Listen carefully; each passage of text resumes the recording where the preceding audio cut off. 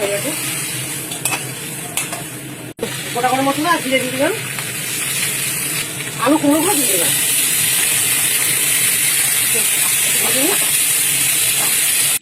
লবণ দিয়ে দিলাম, আমি একটু লবণ দিয়ে নিলাম, একটু চিনি দিয়ে দিলাম, নিলাম, আদা বাটা দিয়ে দিলাম, আদা বাটা কিনে নিই, আদা গন্ধটা কিনে নেয়, কাঁচা গন্ধটা, হলুদ গুঁড়ো, ধনে গুঁড়ো,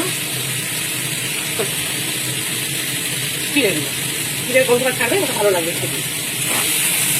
জিরের গন্ধটা দিয়ে মশলাটা ভেজে নিই, আর একটু কাশ্মীরি লঙ্কা দেবো, কালারটা লাল লাল কালার হবে একদম। ওটা দিয়ে দিলাম কাঁচা টমেটো আর দুটো লঙ্কা ছিলাম,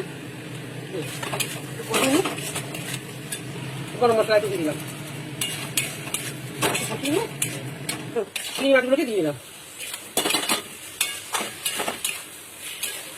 চিনি মাছটা দিয়ে আলু কুমড়ো দিয়ে কষিয়ে নিয়ে জল দেবো, ঢাকা চাপা দিলে একটু 5-7 মিনিট হয়ে যাবে। জলটা দিয়ে দিলাম, উষ্ণ উষ্ণ গরম জল দিয়ে করছি,